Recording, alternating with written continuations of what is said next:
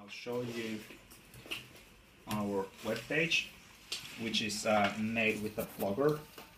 I have here some materials that I have used for education. I have done this is one kind of skill matrix, if you may call it. Here we have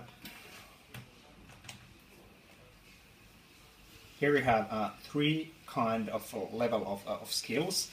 Green one is easy, and here is, for example, I'm able to tell to my students how to save a document in Word or how to save a document in PowerPoint. So really basic skills.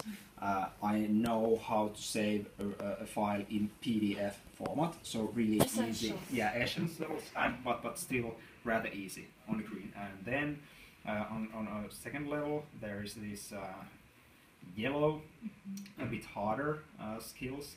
For example, I know how to annotate a PDF, so I can make corrections or annotations to students' essays. If they send me a PDF essay, I can annotate it and I can send it back. It's a second level skill, if you may call so. And the hardest part is on the red one. Here's, for example, I'm able to keep one electronic exam. So I can use Moodle or Google Docs for keeping an electronic exam. So exam which is made with these devices, not with a paper and pencil. So it's the most difficult part of this education.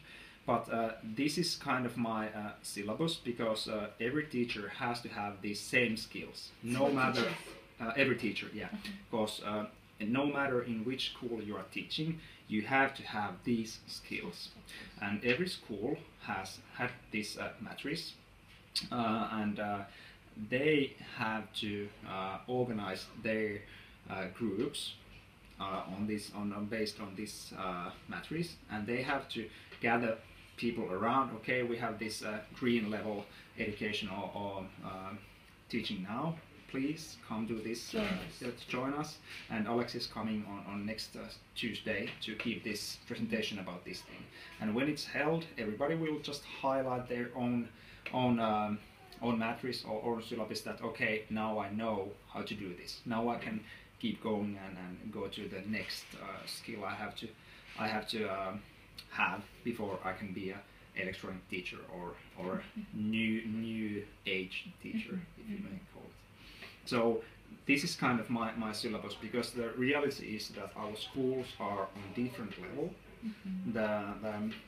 The base of knowledge and the skills in electronic teaching, they differ so much in Hämeenlinna and in Finland in general. We have really good schools with this IT technology and teaching, and then we have these schools that are on that high level, that have to still work with their teaching skills or updating their teaching. So I have kind of syllabus. It's here, and it's built on 3 level: easy skills, second level skills, and the hardest part, the red level skills. And this is my syllabus, and the teacher, they have to follow this line. They have to keep record. That's okay, now I know this skill, the next skill is here, this, can I do this, when could we have the education, and so on. Because I'm only one person, we have 8 schools or 8 places to be. I can't be on every place at one time, so we have to manage the calendar somehow, and I'm doing a lot of more than only teaching the teachers. I'm also managing our project. I'm trying to get more funding for our project, for example. So I need some tools to manage my own time, because I have so many places to be. And in Finland, our system is we have this pedagogical freedom.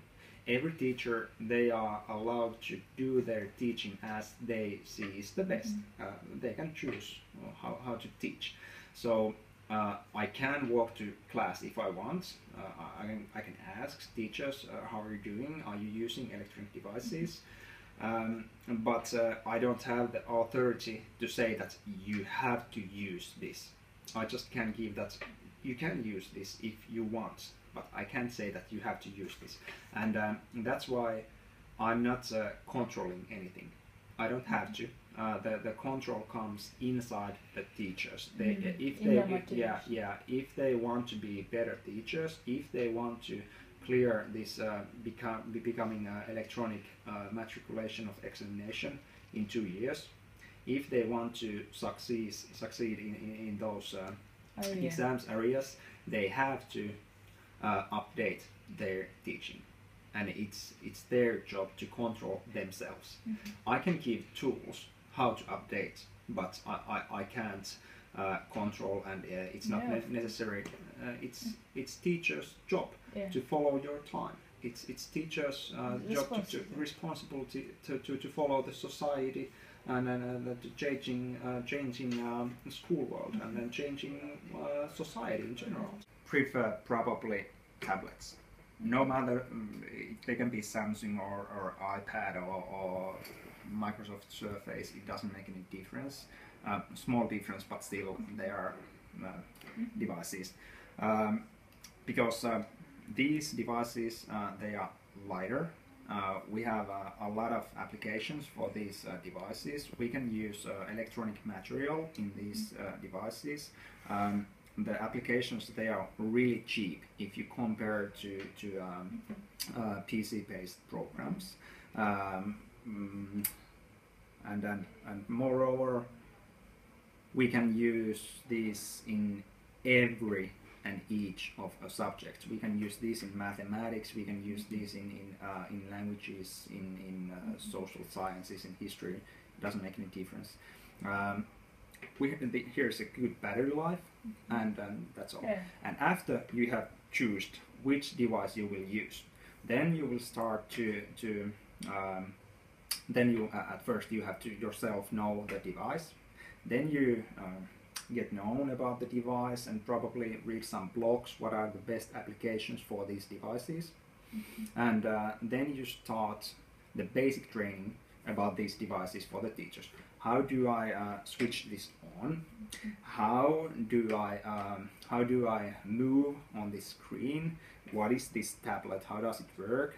What is a cloud? What is a Google Drive? What is a SkyDrive? These really basic things, because before those students are teachers, students for you, teachers, before they can start using these devices, they have to have the basic skills about how moving with an iPad or with an Android tablet. And after that, you can start telling them, okay, here we have some applications. You can read blogs. Here are some blogs from Russian school system or from the English school system. Here are some articles about these applications in mathematics from America or whatever languages you prefer. And then you will probably have to do this same kind of matrix. I can give this to you and or do some translations to English if you want. And then you will just start to find out what your teachers in your school can. Do they have any skills in this area? If they do, could they teach other teachers?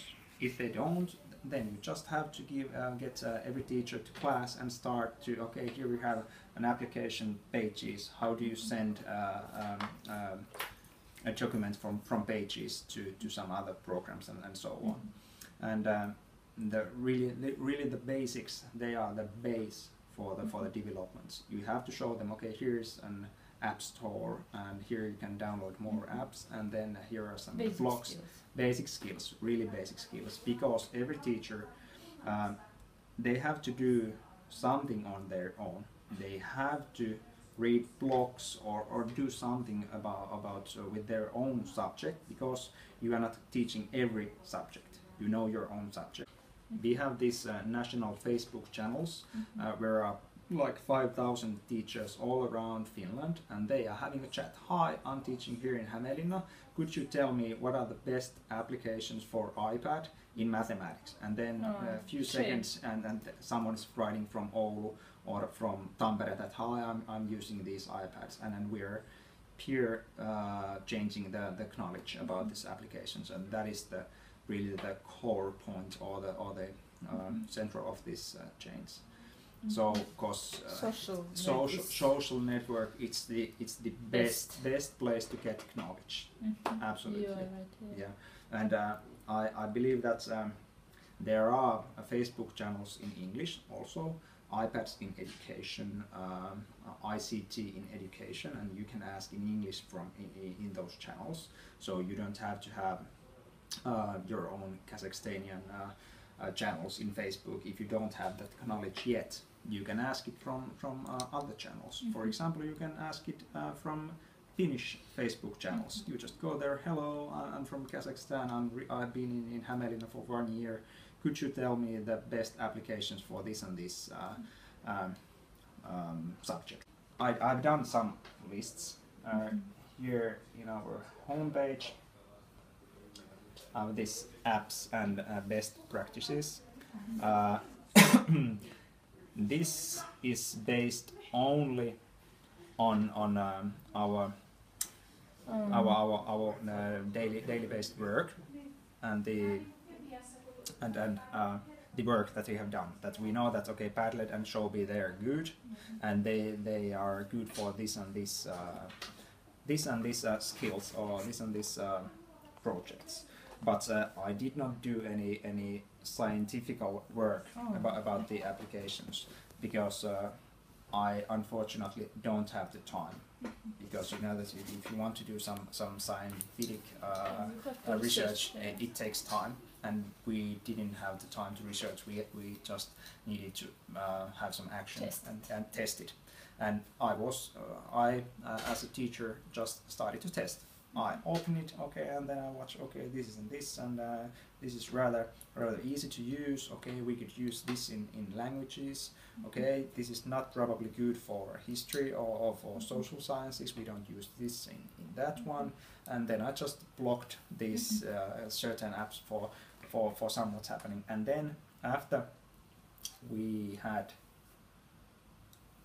started with some few applications, and when the snowball starts to fall and then go further, we have been able to list these best practices from every 8 schools here in blog. Here's in Finnish I have listed the applications the teachers have used.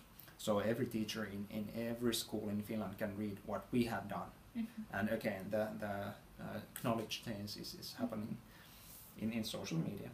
Every one of these is made by some teacher, by some upper secondary high school teacher. Our teachers, they have just listed what have I done with the IT or ICT. Did it work? Was it good? Was it bad? Okay, how did I use it? And then if they recognize that this is really good application, then I can give introductions for everybody. If we see that okay, here's a good application, you can use this. Tested some of these applications or some of these new ways of thinking and teaching in their own teaching, that they have started the progress in adapting these new ways of teaching in their classes, and then we will measure it with this polling, asking from teachers how many courses have you held, how much did you use this ICT in your education, how many students did you teach with these ICT devices, how many electronic exams did you keep, or how many exams you held, how many electronic books are you using, how many students use electronic books, because we know that's how many students we have in one class, and I know that I had on this course electronic books, so I know that okay, 30 pupils used these devices. and then we will compare these results to the results we had in the start of this project. We asked how many lessons you have held with this IT in education, how many applications did you use, which application did you use, and now when this project is going to end, we are going to ask, okay, how many applications you are using now? Have you changed your teaching anywhere, or have you had any good results in your teaching? Preparing for matriculation exam in 2016. Yeah. But Tuomo told us that in 2016 students will not have permission to use tablets or iPads. No, still it's the first exam. We have to start it with the with the PC, because they are the oldest devices on the markets now, and we know how they work. So we are able to build these new structures or new IT structures for our matriculation of examination. And after probably 2017 or 18, then we are probably using some tablets if Apple is still alive, and then we still have iPads. We don't know the future.